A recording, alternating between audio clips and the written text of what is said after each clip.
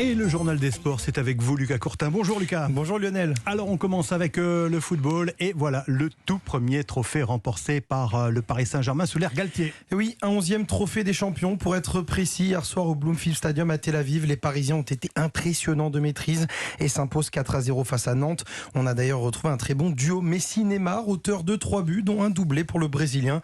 De quoi ravir leur capitaine Marquinhos. Écoutez. C'est très important, on voulait gagner, peu importe la manière. Mais avec la manière, c'est tant mieux. On avait bien travaillé, on avait bien préparé. Ça s'est vu sur le terrain, l'organisation. L'équipe a été compacte. On a fait ce qu'il fallait et le résultat il est là.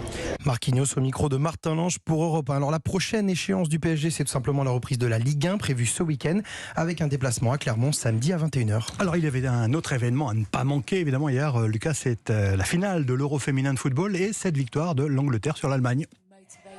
Ouais. Vous l'entendez, cette joie communicative des Anglaises en conférence de presse.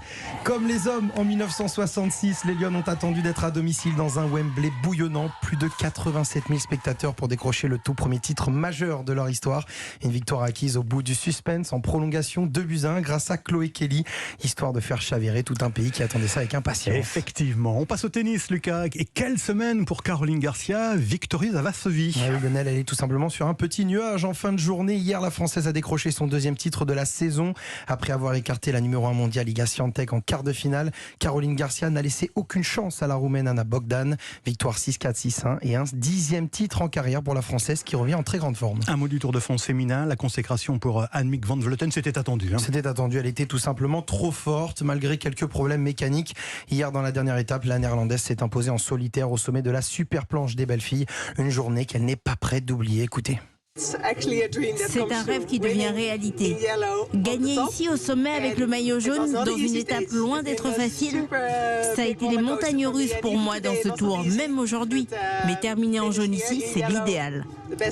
33 ans après la dernière édition, Annemiek van Vleuten remporte donc ce Tour de France 2022 devant sa compatriote Demi Vollering et la polonaise Katarzyna Niewiadoma. Pour nos Françaises, Juliette Labous termine 4e à moins d'1 minute du podium. Et pour terminer, Lucas, le Grand Prix de Hongrie et cette nouvelle victoire de Max Verstappen, il revient de loin. Il revient de loin et il est inégalable en ce moment. Parti en 10e position justement de la grille. Après des soucis mécaniques lors des qualifications, Max Verstappen a une nouvelle fois impressionné sur la piste, bien aidé par une stratégie défaillante du côté de Ferrari.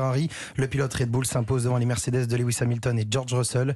Charles Leclerc termine 6e et se retrouve donc relégué à 80 points au classement général. Et pour conclure, Cocorico, il le fallait en Formule 2. La victoire revient aux Français. Théo Pourchère. Ah oui, c'était à signaler, effectivement. Oui, merci Lucas Courtin pour le journal des sports. On vous retrouve tout à l'heure à 7h22 pour les compétitions de l'été. On parlera du Tour de France féminin. On reviendra le bilan du Tour de France, exactement. Merci Lucas, à tout à l'heure.